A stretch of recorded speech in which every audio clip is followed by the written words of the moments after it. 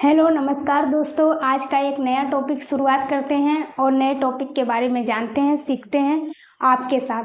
ठीक है, तो चलिए इसी के साथ मैं आपको ये बता दूं कि ये क्लास किसके लिए इम्पोर्टेंट है। ये क्लास जो गवर्नमेंट एग्ज़ाम की प्रिपरेशन करते होंगे उनके लिए सबसे ज़्यादा इम्पोर्टेंट है। उसी के साथ साथ उन बच्चों के लिए भी इम्पोर्टेंट है जो 6th क्लास की एनसीईआरटी जियोग्राफी को कंप्लीट करना चाहते हैं या पढ़ना चाहते हैं उनके लिए। साथ ही कोई भी गवर्नमेंट एग्ज़ाम की तैयारी कर रहे हो, चाहे आप टेट की तैयारी कर रहे हो, चाहे आप टेट की तैयारी कर रहे हो, टाट की तैयारी कर रहे हो, या कोई भी अदर वन डे एग्जामिनेशन की तैयारी जिसमें कि जीके जीएस पूछा जाता हो, एनसीईआरटी आता है उस एग्ज़ाम में, तो उस एग्ज़ाम के लिए सबसे ज़्यादा हेल्पफुल क्लास रहेगी। तो चलिए इसी के साथ टॉपिक को शुरू करते हैं और टॉपिक को समझने के बारे में प्रयास करते हैं और नई नई चीज़ों को सीखते हैं। सबसे पहले देखिए, हम जो चैप्टर शुरू करने वाले हैं वो है जियोग्राफी, और जियोग्राफी में सबसे पहले चैप्टर को शुरू करेंगे जिसका नाम है सौर मंडल में पृथ्वी। सौर मंडल में पृथ्वी, सौर मंडल में पृथ्वी। अब ये सौर मंडल में पृथ्वी, ये तो चैप्टर का नाम है। अब हमें क्या करना है कि सबसे पहले चैप्टर के नाम को अच्छे से समझना है कि यानी कि ये रहा हमारा सौर मंडल, ये है सौर मंडल, और इसके अंदर जो स्थित है एक ग्रह जिसको हम क्या बोलते हैं, पृथ्वी। तो सौर मंडल में पृथ्वी पाई जाती है, पृथ्वी में सौर मंडल नहीं पाया जाता है। अगर आपसे कभी कोई ऐसा क्वेश्चन पूछ लिया जाए एग्जाम में कि पृथ्वी में सौर मंडल स्थित है, ये सवाल गलत हो जाएगा।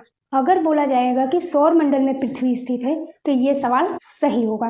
ओके, तो सबसे पहले तो हम सौर मंडल के बारे में पढ़ेंगे कि सौर मंडल क्या है। अब चलिए बारी बारी करके चैप्टर को स्टार्ट करते हैं, लेसन को समझते हैं और टॉपिक वाइज समझते हैं, क्योंकि टॉपिक वाइज पढ़ा हुआ चीज़ हमेशा के लिए याद रहता है और बहुत अच्छी तरीके से समझ भी आता है। तो हम और आप मिलकर सीखने का प्रयास करते हैं कि सौरमंडल एक्चुअली होता क्या है। सौरमंडल एक प्रकार का घर है, ठीक है। जैसे हम और आपका घर होगा, उस घर में बहुत सारे सदस्य होंगे, तो सौरमंडल क्या है, एक प्रकार का घर है। उस घर में कौन कौन रहता है, उस घर में ग्रह रहते हैं, नक्षत्र रहते हैं, सूर्य रहता है, तारे रहते हैं, उपग्रह रहते हैं। इन सभी से मिलकर सौरमंडल का निर्माण होता है।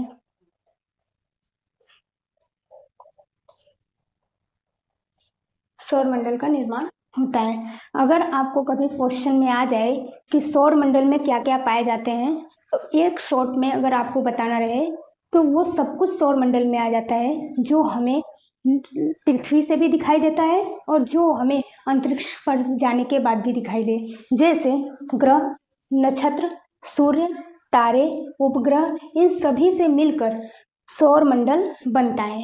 ये तो हम एक घर के एग्जाम्पल से आपको, हाउस के एग्जाम्पल से आपको बताएं। इसी के साथ साथ अगर ऐसा कोई क्वेश्चन आए कि अब सौरमंडल तो एक प्रकार का घर है, लेकिन उस घर का कोई तो सदस्य होगा, तो सदस्य ये सारे चीज लोग हैं, ठीक है। सदस्य कौन कौन है, ये सारे हैं, ठीक। अगर इसमें से भी कोई पूछा कि इसमें से मुख्य सदस्य यानी कि मुखिया,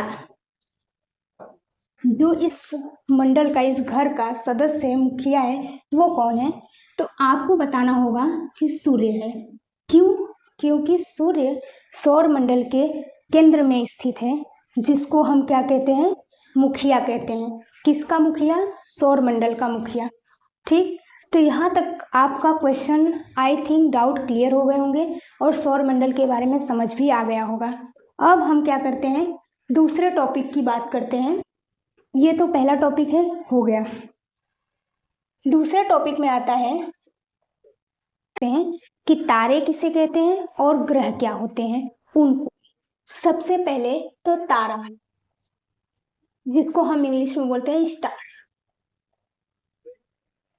स्टार भी हमें आसमान में दिखाई देती है और ये हमें चमकीला दिखाई देती है, यानी कि इसमें क्या होता है, चमक होती है, उष्मा होती है, ठीक है।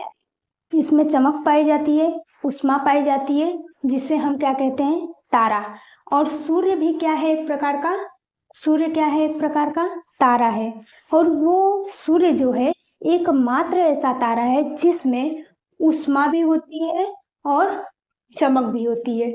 अगर आपसे कभी क्वेश्चन पूछ लिया जाए ऊष्मा और चमक दोनों किस तारे में पाया जाता है, तो वो सूर्य में पाया जाता है। समझ आया?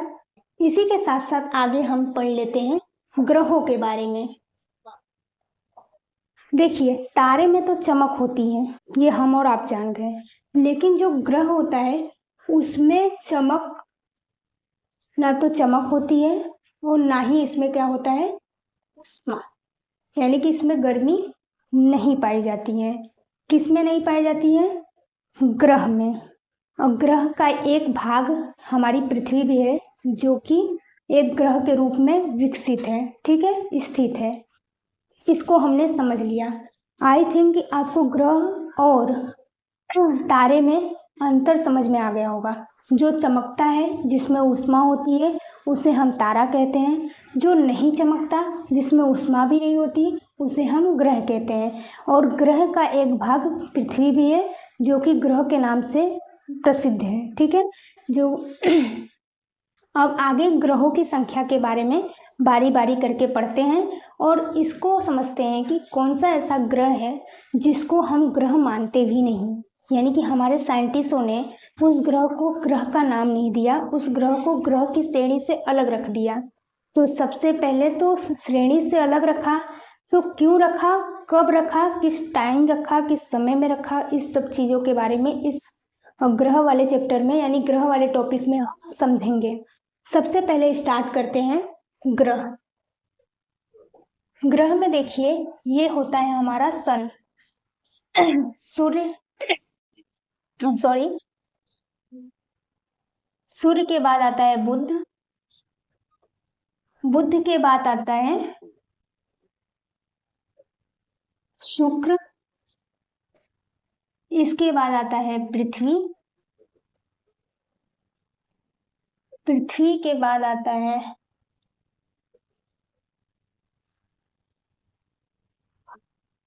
मंगल, और मंगल के बाद बहुत सारे असंख्य तारे होते हैं जिनको क्षुद्र ग्रह कहते हैं, क्षुद्र ग्रह, ठीक।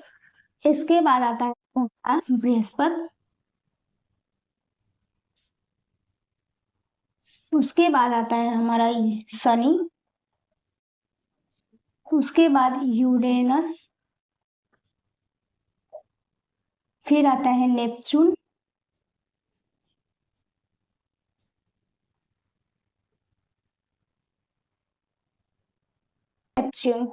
ओके।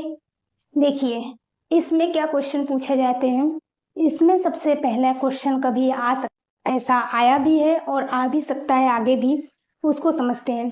सबसे पहले सूर्य एक तारा है, ये हमने जान लिया। सूर्य तारा है और सूर्य के पास बहुत सारे ग्रह हैं जो चक्कर लगाते हैं, जिनकी टोटल संख्या है 8, यानी कि ग्रह कितने हैं, 8। इसके पहले ग्रहों की संख्या 9 हुआ करती थी, जिसमें एक था प्लूटो, प्लूटो, ठीक है। प्लूटो को क्या किया गया, ग्रहों की श्रेणी से निकाल दिए साइंटिस्टों ने। उन्होंने ये बताया कि अगस्त 2006 में 2006 में उन्होंने क्या कहा कि प्लूटो एक बौना ग्रह है, एक ऐसा ग्रह जो सूर्य से काफी दूर पे है और इसमें बहुत सारी चीजें जो है स्थित नहीं है, इसके अगल बगल बहुत सारे हलचल हैं। इसीलिए इन्होंने क्या किया, प्लूटो को निकाल दिया।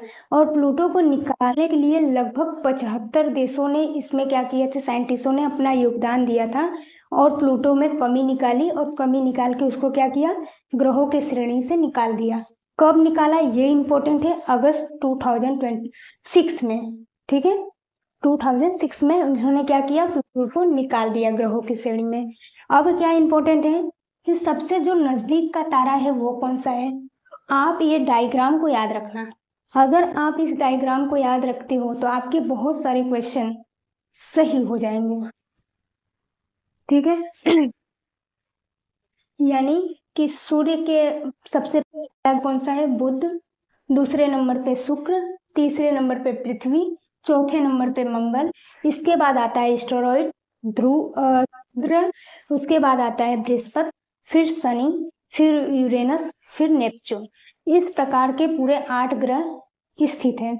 अगर हमसे कभी क्वेश्चन पूछा तो श्रेणी में पूछ सकता है, यानी कि इनकी श्रेणी बताइए आप कि पहले नंबर पे कौन सा ग्रह है, दूसरे नंबर पे कौन सा ग्रह है, तीसरे पे कौन सा है, इस तरह से। या कभी ऐसा भी क्वेश्चन पूछ सकता है कि मंगल और बृहस्पति के बीच में कौन सा ग्रह स्थित है, या क्षुद्र ग्रह कौन से ग्रहों के बीच में स्थित है, ऐसा भी क्वेश्चन पूछ सकता है। तो जिस भी हिसाब से क्वेश्चन पूछेगा वो आपको इस डायग्राम से क्लियर हो जाएगा और आप इस क्वेश्चन को अच्छी तरीके से कर पाओगे। ठीक है, ये तो हो गया सूर्य के ग्रहों के बारे में। अब आगे बात करते हैं कुछ ग्रह क्या होते हैं। कुछ ग्रह कैसे होते हैं बेटा, वो ग्रीक होते हैं, और कुछ ग्रह क्या होते हैं, बाह्य।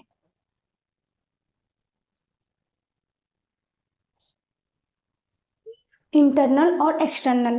ठीक है, तो इंटरनल जो ग्रह होते हैं वो क्या होते हैं, वो चट्टानों के बने होते हैं, यानी कि सख्त होते हैं।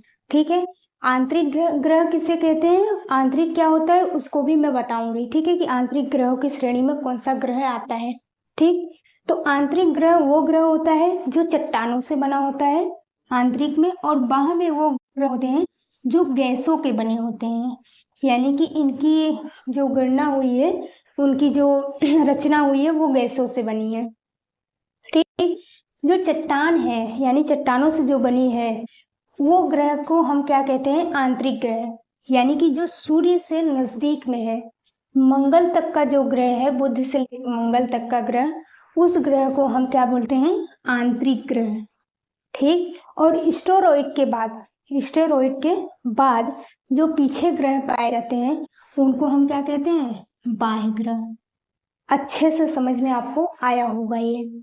इसी के साथ साथ अगर आपसे कभी कोई ऐसा क्वेश्चन पूछ ले कि सबसे बड़ा जो ग्रह है, सबसे बड़ा ग्रह उसे क्या कहते हैं, मतलब कि सबसे बड़ा जो ग्रह है उस ग्रह का नाम क्या है, आप वो बताइए। तो आपका जवाब होगा बृहस्पति, यानी कि बृहस्पति जो ग्रह है वो क्या है, सबसे बड़ा ग्रह है। अगर कभी आपसे ऐसा भी क्वेश्चन पूछ ले, देखिए एक बात हमेशा याद रखना, अगर आपने पढ़ाई किया है और समझ समझ के किया है, लिख लिख के उसको समझा है, तो आप उसे भूल नहीं पाओगे। किसी भी क्लास में उपस्थित होने का मतलब यही होता है कि आपने उस सवाल को समझा है। ठीक, एक तो होता है समझना, फिर दूसरे पॉइंट में आपका आता है नोट्स बनाना और लिखना, ताकि आप उसको बार बार रिवीजन कर सको। ठीक है, सबसे ज़्यादा इम्पोर्टेंट होता है समझना। अगर आप किसी चीज़ को समझ गए ना तो फिर आने दीजिए एग्ज़ाम को, कोई भी एग्ज़ाम हो आप उसको क्लियर कर लोगे। एक नंबर की बात यह है कि अगर जियोग्राफी में सबसे पहले चैप्टर को क्वेश्चन आया, कोई भी टॉपिक से क्वेश्चन आए, चाहे वो तारे के बारे में आए, चाहे वो ग्रह के बारे में आए, चाहे सौरमंडल के बारे में आए, जिस भी टॉपिक से क्वेश्चन आएगा, अगर आपने पढ़ा होगा, समझा होगा, तो आप उससे संबंधित कोई भी एग्ज़ाम दोगे तो उस एग्ज़ाम में जो भी क्वेश्चन आएगा आप उससे कर पाओगे। तो एग्ज़ाम ओरिएंटेड नहीं रहना है, आपको ये समझना है कि मैं जो भी ये चीज़ पढ़ रहा हूँ, अगर एनसीईआरटी के जियोग्राफी से कोई भी क्वेश्चन आता है इस चैप्टर से, इस टॉपिक से, तो मैं उसको किसी भी एग्ज़ाम में कर पाऊंगा। क्योंकि मोस्ट ऑफ इम्पोर्टेंट क्या होता है कि बहुत सारे बच्चे जो होते हैं वो बहुत सारे अलग अलग एग्ज़ाम देते हैं गवर्नमेंट में। ऐसा नहीं है कि गवर्नमेंट में कोई एक ही एग्ज़ाम देते हैं, बहुत सारे ऐसे बच्चे होते हैं जो अलग अलग एग्ज़ाम देते ही रहते हैं। तो उनके लिए सबसे इम्पोर्टेंट क्लास है, अगर वो जुड़ेंगे उनका जो माइंड सेट है वो बदलेगा, वो क्लियर होगा। साथ ही सीखते चलेंगे हम दोनों आपसे, और जो भी आपको इम्पोर्टेंट लगे, सही लगे, जैसा भी लगे, आप मुझे कमेंट में बताइए, ताकि मुझे भी पता चले कि मैं कैसा पढ़ा रही हूँ या क्या बता पा रही हूँ, इसलिए। ठीक है, उसी के साथ साथ अगर मैं आपसे एक क्वेश्चन पूछूं कि सूर्य एक ग्रह है तो आपका जवाब क्या होगा? कहोगे मैडम मैंने अभी पढ़ा कि सूर्य एक तारा है, सूर्य एक ग्रह नहीं है। ठीक है, आपको कई सारा ऐसा एग्जाम मिलेगा जिसमें आपको स्टेटमेंट बेस्ड क्वेश्चन आते होंगे, जिसमें स्टेटमेंट लिखा होता है, एक लाइन का क्वेश्चन आंसर नहीं होता उसमें। तो उसके लिए आपको तब भी आपको कॉन्सेप्ट को समझना पड़ेगा। अगर आपने कॉन्सेप्ट को समझा है तो आपके क्वेश्चन गलत कभी नहीं होंगे, जहाँ तक उम्मीद है। और आगे कि मान लीजिए मैं एक क्वेश्चन आपको देती हूँ, आप उसको मुझे कमेंट में बताइएगा कि सूर्य की जो किरणें होती हैं उसको पृथ्वी पे आने में कितना समय लगता है। आप मुझे इस क्वेश्चन का जवाब कमेंट बॉक्स में ज़रूर दीजिएगा। ओके, चलिए इसी के साथ और आगे बढ़ते हैं, इस टॉपिक पे और भी ज़्यादा डिटेल में समझते हैं। ठीक है, सीखते हैं। तो आपने गैसों के बारे में जान लिया, आपने चट्टानों के बारे में जान लिया कि इस कौन सा ग्रह है जो चट्टान से बना है और कौन सा ग्रह है जो गैसों से बना है। ठीक है, इनके बारे में तो सब कुछ क्लियर हो गया। अब धीरे धीरे क्या करते हैं, आगे बढ़ते हैं। इसी श्रेणी में अगर कभी पूछ ले कि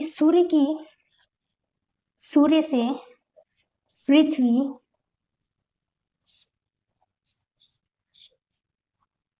की दूरी क्या है और पृथ्वी जो है सूर्य का कौन से नंबर का ग्रह है, वो आपको पता होना चाहिए। दूरी और ग्रह, कौन सा ग्रह है। तो आपको, अगर आपने ये पूरा डायग्राम समझा है, पूरे डायग्राम को पढ़ा है, तो आप देख के बता दोगे कि पहला ग्रह ये है, दूसरा ये है, यानी तीसरा पृथ्वी होगी। समझ में आया? इस तरह पढ़ना है ताकि एग्जाम में आपको कभी भी किसी प्रकार की प्रॉब्लम ना हो, आपका क्वेश्चन सॉल्व हो जाए। ओके, तो चलिए हमने ग्रहों के बारे में भी जान लिया, हमने सूर्य के भी बारे में जान लिया कि सूर्य है, इस तरह से हमने क्वेश्चन को भी समझ लिया और इसके जो कॉन्सेप्ट है उसको भी हमने समझ लिया। अब आगे बढ़ते हैं कि जुड़वा ग्रह। ठीक है, पृथ्वी का कौन सा मतलब ऐसा पूछा जाता है कि कौन सा ग्रह कि जुड़वा ग्रह किसे कहते हैं। तो जुड़वा ग्रह हम उसे कहते हैं जो एक समान दिखाई दे। ठीक है, तो पृथ्वी का जुड़वा ग्रह कौन सा है? शुक्र। ठीक है, कौन सा है? शुक्र। यानी कि शुक्र पृथ्वी की तरह दिखाई देता है, इसलिए हम शुक्र को पृथ्वी का जुड़वा ग्रह कहते हैं। ये आपको क्लियर हो गया होगा। अब इसी के साथ साथ अगर हमसे पूछ लिया गया कि सूर्य की दूरी पृथ्वी से कितनी है, यानी कि पृथ्वी सूर्य से कितनी दूरी पे स्थित है, तो इसका जवाब 15 करोड़ किलोमीटर। कितने करोड़ किलोमीटर? 15 करोड़ किलोमीटर। देखिए, पृथ्वी सौर मंडल के केंद्र में स्थित है और उसमें शक्ति भी है, ठीक है, प्रकाश भी है, उष्मा भी है। इसके वजह से सूर्य क्या करता है, सभी ग्रहों को क्या करता है, अपने ओर आकर्षित करता रहता है। ठीक है, पकड़े रहता है ताकि कोई भी ग्रह कहीं छूट के गिरे ना। ठीक है, तो सूर्य पृथ्वी से कितनी दूरी पे है? 15 करोड़ किलोमीटर दूरी पे है। इतनी दूर होने के बावजूद भी पृथ्वी पर सूर्य का प्रकाश पर्याप्त मात्रा पे पहुंचता रहता है। ठीक है, यह पूरी तरीके से। अब हम बात करते हैं चौथे नंबर पर पृथ्वी के बारे में, यानी कि अर्थ के बारे में। अब अर्थ के बारे में हमें क्या जानना जरूरी होगा कि जो अर्थ से संबंधित क्वेश्चन आए तो हम अर्थ से संबंधित उस क्वेश्चन को कंप्लीट कर पाए, ऐसा ही। ठीक है, सबसे पहले हम अर्थ को बनाते हैं। ये देखो, मान लीजिए कि ये हमारी अर्थ एक पृथ्वी है। ठीक है, पृथ्वी का आकार कैसा होता है, सवाल कि पृथ्वी का आकार कैसा दिखाई देता है। तो पृथ्वी का आकार जियोड दिखाई देता है, जिसको हम क्या कहते हैं, भू आभ। अब आपने ये तो सुन लिया कि जियोड दिखाई देता है, भू आभ दिखाई देता है, बट आपको अच्छे से उसकी आकृति समझ में नहीं आएगी। बहुत सारे लोग क्या सोचते हैं कि पृथ्वी पूरी तरह गोल है, बट ऐसा नहीं है। पृथ्वी एक ऐसा आकार है जो पूरी तरह गोल नहीं है, लेकिन उसका शेप गोल है, जैसे जियोड। कैसे हम इसको समझेंगे कि जो ये ऊपर और नीचे नॉर्थ पोल पे और साउथ पोल क्या होता है, पृथ्वी अपने नॉर्थ पोल और साउथ पोल पे थोड़ा क्या हुई है, धसी हुई है, धसी हुई है। ठीक है, इसे हम क्या कहते हैं, इस आकार को क्या कहते हैं, हम जियोड आकार कहते हैं। पृथ्वी पे सबसे ज्यादा क्या पाया जाता है जिसके वजह से यह ग्रह रहने के लिए पर्याप्त है, यानी कि इसी ग्रह पे तो हम आप रहते हैं। अगर हम आप इस ग्रह पे रहते हैं तो हमको ये पता होना चाहिए कि पृथ्वी पे ऐसा क्या पाया जाता है जो अन्य ग्रहों पे नहीं पाया जाता है और हम पृथ्वी पे रहते हैं। इसका आप कमेंट में कमेंट करिएगा, आप बताइएगा कि पृथ्वी पे क्या पाया जाता है ऐसा। ओके, चलिए इसी सीरीज में आगे बढ़ते हैं और जियोग्राफी को और अच्छी तरीके से समझते हैं पृथ्वी से रिलेटेड। पृथ्वी कौन से नंबर का ग्रह है ये हमने सीख लिया कि 3rd नंबर का ग्रह है। और आकार में कौन से नंबर पे है, यानी कि इसकी आकृति कौन से नंबर पे है, तो 5th। ठीक है, 5वें नंबर पे सबसे बड़ा ये पृथ्वी है। ठीक है, इसका आकार। इसके बाद हम सीखते हैं कि पृथ्वी पर बहुत सारी चीजें पाई जाती हैं। ठीक है, हम मानव को जीवित रहने के लिए बहुत सारी चीजें पाई जाती हैं, उनमें भी बहुत सारे ऐसे चीज होते हैं जो हमारे, ठीक है, घड़तर करते हैं, उसको हम समझते हैं। इसी के साथ साथ हम ये समझते हैं कि हम अगर पृथ्वी को नीला ग्रह कहते हैं, सब जानते हैं कि पृथ्वी नीला ग्रह है, नीला ग्रह है, लेकिन ये नीला ग्रह कैसे है, नीला ग्रह हम इसको कैसे बोलते हैं, हम पृथ्वी पर रहते हैं लेकिन अगर हम अंतरिक्ष में जाएं सैटेलाइट से, वहां से अगर हम पृथ्वी को देखें तो सबसे ज्यादा भाग पृथ्वी का नीला रंग का दिखाई देता है, जिसे हम नीला ग्रह कहते हैं। जो 2/3 हिस्सा है वो क्या है, पानी से घिरा हुआ है, यानी कि 3 में से 2 जो भाग है उसमें पानी स्थित है, समुद्र स्थित है, नदी स्थित है। ये सारी चीजें होने के कारण, पानी का अंश होने के कारण ये जो ग्रह है वो नीला दिखाई देता है। यानी कि इस ग्रह पे सब बहुत ज्यादा से ज्यादा क्या है, पानी, और सतह क्या है, कम। कितना भाग में पानी है, 2/3 हिस्से पे पानी है। तो हमने ये भी जान लिया कि इसमें पानी कैसा है और कैसे इस ग्रह को हम नीले ग्रह के रूप में जानते हैं। अब पृथ्वी के बारे में ये समझते हैं कि ठीक है, ग्रह क्या करते हैं, वो चक्कर लगाते हैं। किसका लगाते हैं, सूर्य, यानी कि पृथ्वी भी सूर्य का ही चक्कर लगाती है। ठीक है, तो जब पृथ्वी सूर्य का चक्कर लगाती है तो उसको कुछ टाइम लगते होंगे, पृथ्वी को चक्कर लगाने में टाइम लगता होगा। और कितना टाइम पृथ्वी को सूर्य का चक्कर लगाने में लगता है वो भी कमेंट आप मुझे कमेंट बॉक्स में करिएगा, टाइम को मुझे बताइएगा। ओके, कि कितना टाइम लगता है। साथ ही इसके बारे में ये समझ लेते हैं, पृथ्वी का चक्कर चंद्रमा लगाता है, जो एकमात्र उपग्रह है। किसका, पृथ्वी का। चंद्रमा क्या है, उपग्रह है। यानी कि ग्रह क्या करता है, वो सूर्य का चक्कर लगाता है, और उपग्रह भी क्या करते हैं, वो भी किसी न किसी ग्रह का चक्कर लगाते हैं। ओके, तो उपग्रह कौन है, चंद्रमा है। किसका चक्कर लगाता है, पृथ्वी का चक्कर लगाता है। आपको ये भी कंप्लीट हो गया होगा, यानी पृथ्वी से जुड़ी जो भी क्वेश्चन आएंगे आप उसको इसको बना पाएंगे। अगर कोई क्वेश्चन पूछा कि चंद्रमा, पृथ्वी का एकमात्र उपग्रह कौन है, चंद्रमा है। पृथ्वी को नीला ग्रह क्यों कहा जाता है, तो अगर ऑप्शन में दिया तो 2/3 भाग पानी होने के कारण। ठीक, कैसा आकार है, जियोड आकार है। जियोड को हिंदी में भूआप कहते हैं, यानी कि पृथ्वी की सतह के समान। और सबसे बड़ा ग्रह को, सबसे बड़ा, बड़े में बड़ा कितना बड़ा है, कौन से नंबर में है, तो 5th नंबर पे। ठीक है, ग्रहों में कितने नंबर पे है, तो 3rd नंबर पे है। ये क्या है, आकार में। अगर आकार पृथ्वी अगर पूछ ले तो कौन से नंबर पे है, 5वें। ओके, तो आई थिंक कि आपको ये भी अच्छे तरीके से समझ में आ गया होगा। और आगे के लेक्चर में हम चंद्रमा के बारे में पढ़ेंगे कि चंद्रमा का पृथ्वी से कितनी दूरी है, उसके बारे में पूरे डिटेल इंफॉर्मेशन जानेंगे, सीखेंगे। तो चलिए बताइए आपको आज का क्लास कैसा लगा, और आप मुझे कमेंट भी करके बताइएगा ताकि मुझे ये पता चले कि ये क्लास आपको कितना समझ में आ रहा है। चलिए इसी के साथ थैंक यू सो मच।